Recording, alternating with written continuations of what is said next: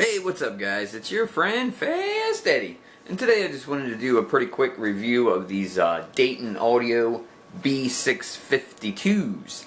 Now, just a real quick little story here. I bought these just for more or less a garage speaker.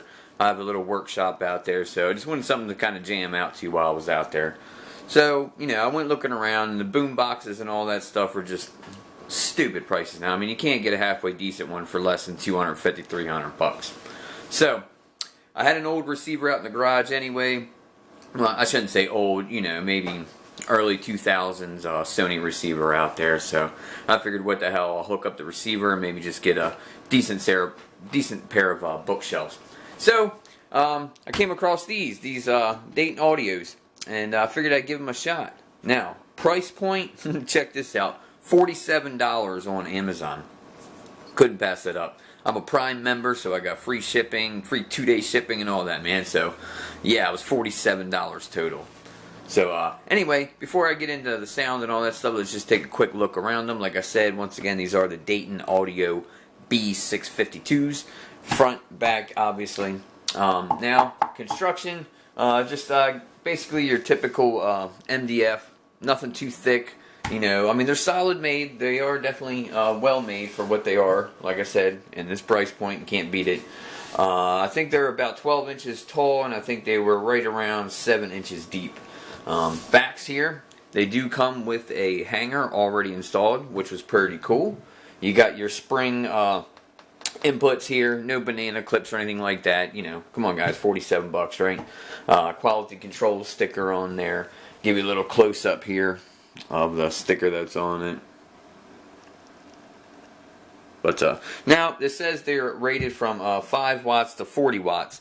But if you read on the Amazon page, the 40 watts is RMS, and it says, you know, it's got a max of 75 watts. So not too shabby.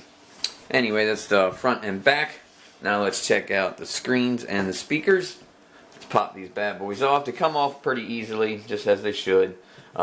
Decent screen, actually. It's nice, pretty thick material, but it doesn't block any sound. I've tried them with the grills on and off, and like I said, it didn't block any sound.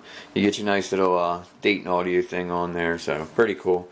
Once again, it looks like it's MDF or something like that on the back. But anyway, they're decent, well made. Alright, the speakers themselves, here we go. Tweeters, they are a 5/8. It's not a full 1-inch tweeter, but hey, like I said, in this price range, not too shabby. Sound, decent highs, man. It really is. I mean, like I said, guys, it's a $47 speaker, and I'm pretty damn impressed. Once again, pretty well made here. Once again, the MDF, and it is separated from the box itself, you can see, which is cool. Which means they actually mounted the mid-range onto the plate before installing it. Now, the actual mid-range itself, these are the 6.5-inch woofers, mids, whatever. I think these are basically mids. But once again, they sound pretty freaking good, man. Another thing that I do like about it is it's got the rubber surrounds, which is cool. Especially for me out in the garage where sometimes, you know, it's hot, it's cold, it's humid, whatever. So I didn't want any foam to have to deal with and replace in, you know, 6 months from being out there. Got a nice little bit of bounce to them. Like I said, with the rubber surrounds, and yeah, I mean, they sound good, guys. They really do. Like I said, I hooked them up to my little Sony receiver that I had out there, and I got the treble, you know, on 8 out of 10, and I had the bass pretty far up. Now, I did notice when I'm listening to them, they do sound much different in different positions, as with any speaker, I guess, but I actually had these mounted about a foot off the floor on the bottom of my tool bench, and wasn't really happy with the sound there. The tweeters like to be close to your ears, obviously, as most tweeters do, but the bass, for some reason, you know, bass usually travels, and that's why I usually tend to put my woofers down low, you know what I mean, but these actually sounded better mounted on the wall. I mounted these onto the wall, and they were right about at ear level, and that's the best place I found for the sound. I got a full, nice sound out of it. Now, don't get me wrong, you're not going to get any, you know, super deep lows out of it, you know, and you know, it's not going to be thumping you out of your house or anything like that, guys. But once again, it's $47. But it does produce a nice, clean sound. Like I said, not too deep, but it's got nice highs. It really does. I play everything from rap to classical to country music, so I like a little bit of everything. And everything that I threw at it handled pretty well.